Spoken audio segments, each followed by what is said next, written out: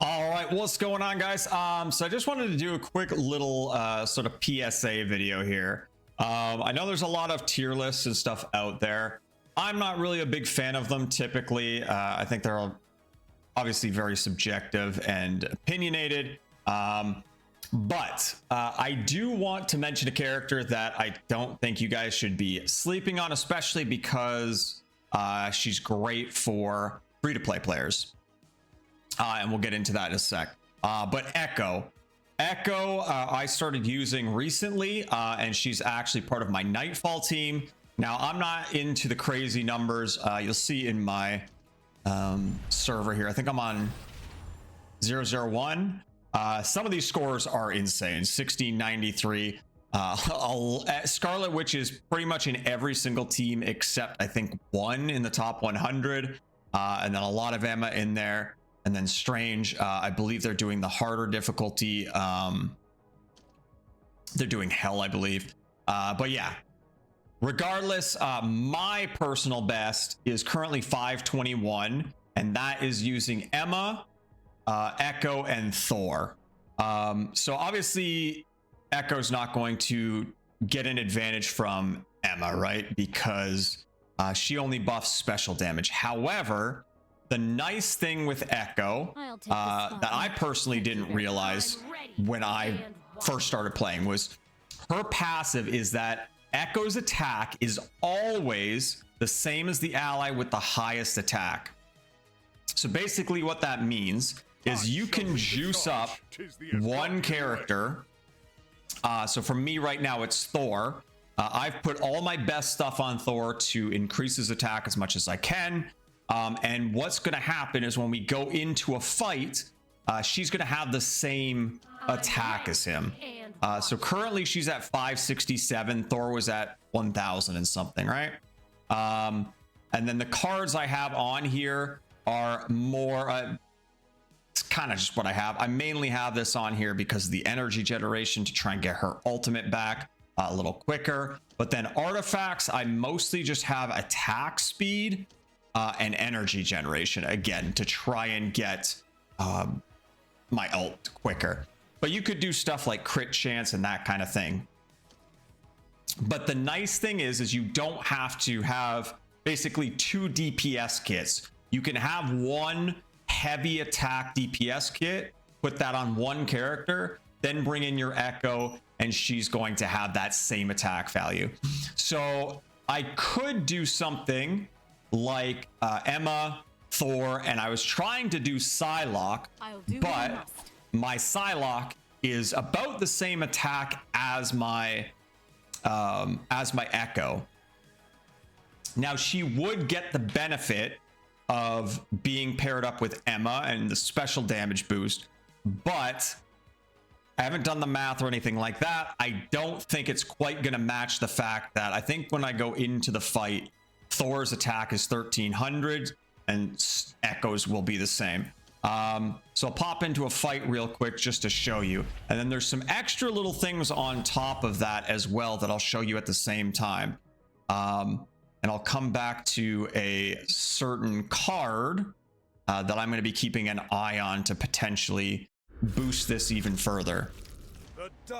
So I've got Strange in here right now, because he's got his basically his buffs, right? Am I on a nice easy one here? Let me go on a nice easy one. So this should be fine.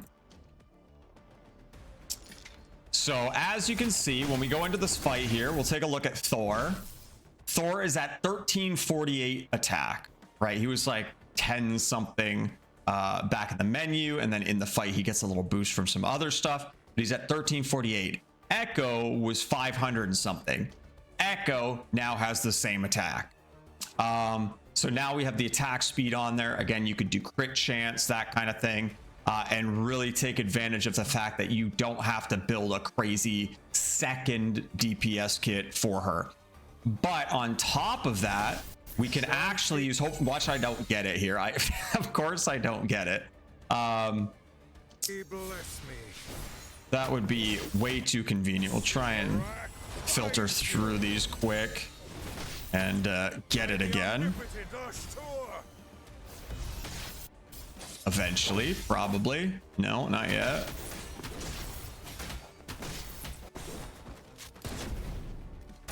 Okay, here we go. This time, surely we get it the second time around, right? Yes. Okay, so all-seeing Agamotto increases an ally's attack for 10 seconds. I forget if it's 10 or 15%. No, it's actually way more than that. I think it's like 60 something percent. But yeah, either way. So you remember Thor's attack was 1340. So now I can cast this buff on Thor. That's going to boost his attack.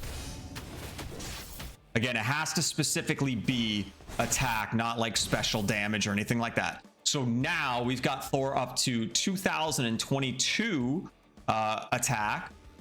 Echo has the same. So it's constantly, it's dynamic. It will change in the middle of a fight. So anyway, something to keep in mind there for the kind of active in a fight stuff, but also there is a card, a legendary card. So obviously it's going to take a little while to get, but the nice thing is we go to the converter here. As you're doing pulls and stuff, eventually you'll get this dream sand.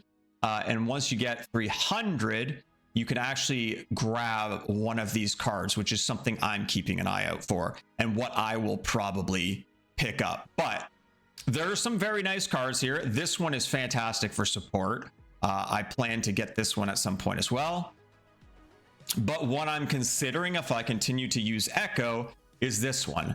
So I could put this on Thor.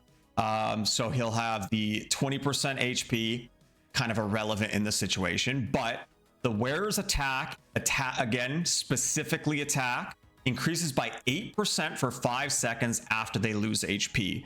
So what that strange buff tells me is that it is dynamic and will change mid-fight. So if you have this card on Thor, when he loses that HP, he gets the 8% attack increase, but Echo will as well. So you're kind of getting double value in a lot of situations with Echo, which is great, right? So yeah, something to keep in mind there. That's what I'm keeping an eye out for. As a bonus little thing that I think you should also keep an eye on is if you go over to the Crimson campaign here. Is it the Crimson campaign? Where is it? No, Nightfall. In the Nightfall. In the Nightfall store here. These pristine projecto films. I am very likely going to try and grab this. Obviously, we're not going to get it before the monthly limit reset here, but I don't know if the store rotates. I'm not 100% sure, but either way, I'm going to be trying to get these because what I feel these essentially are duplicates of those legendary cards, right? So that card I was showing you that I would put on Thor. If you get one of these, you can use it to upgrade that card without actually having to get another copy of that card, which is obviously going to be a little bit more difficult. So I think this is going to be very valuable. So just something to keep in mind for yourself. I haven't fully researched all this stuff. I don't know if that's the best choice, but typically the monthly limit stuff is usually what I'm going to be looking at. But yeah. I think that's basically it for what I wanted to talk about with Echo. But yeah, definitely do not sleep on her. I did at first, and yeah, after kind of looking into it a bit more, she's a solid character, and again, very much so for free-to-play characters who don't really have all the fancy cards and stuff to build out 2 DPS characters. So yeah, having the ability to kind of spread and get double value out of certain things is really nice. So yeah, that is basically it. Let me know if there's any videos and stuff you guys want here. I've been playing this pretty much daily. Well, definitely daily since launch. And I will continue to. There are certain things I hope they do to keep this game going, because I do worry about longevity. But yeah, that might be another video I do. Kind of have a list of things I'd like to see, like a co-op mode, stuff like that. But yeah, let me know if there's any videos you guys want to see that might be worth doing, and I'll try and figure some stuff out. But yeah, thank you so much for watching. I'll catch you all in the next